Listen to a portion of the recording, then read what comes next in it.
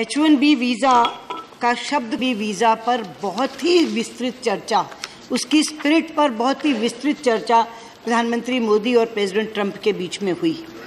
और मुझे गर्व है ये कहते हुए कि प्रधानमंत्री मोदी राष्ट्रपति ट्रंप को ये स्वीकार करने में कामयाब हुए कि भारतीय स्किल्ड प्रोफेशनल्स अमेरिकी अर्थव्यवस्था की मजबूती में बहुत योगदान दे रहे हैं।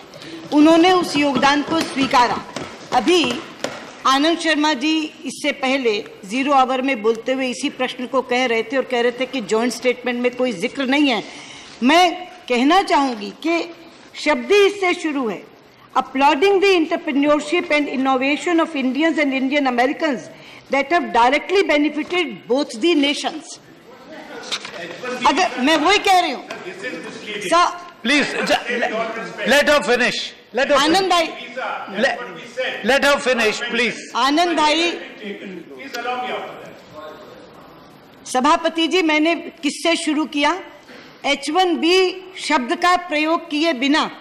आपकी बात मैं मान रही हूं कि H1B शब्द नहीं है। मैंने कब कहा कि H1B शब्द है? मैंने कहा H1B शब्द का प्रयोग किए बिना H1B की स्पिरिट पर बहुत विस्तृत चर्चा प्रधानमंत्री मोदी और राष्ट्रपति ट्रंप की हुई।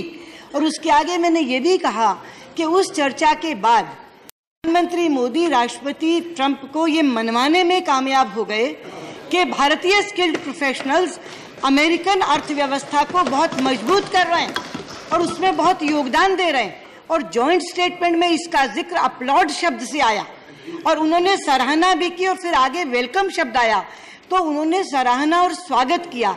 तो जिन स्किल्ड प्रोफेशनल्स का, जिन IT प्रोफेशनल्स का आप जिक्र कर रहे हैं, अगर उनकी सराहना राष्ट्रपति ट्रंप करते हैं, अगर उनका स्वागत राष्ट्रपति ट्रंप करते हैं, तो उनके हितों को प्रभावित करने का काम कैसे कर सकते हैं?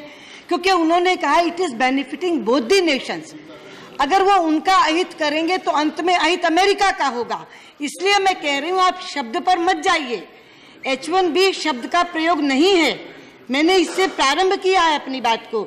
लेकिन H1B वीजा के बारे में जो आप चाहते थे उसको उन्होंने इस तरह से स्वीकारा है कि भारतीय IT प्रोफेशनल्स का बहुत बड़ा योगदान है और सराहना और स्वागत दोनों किया है।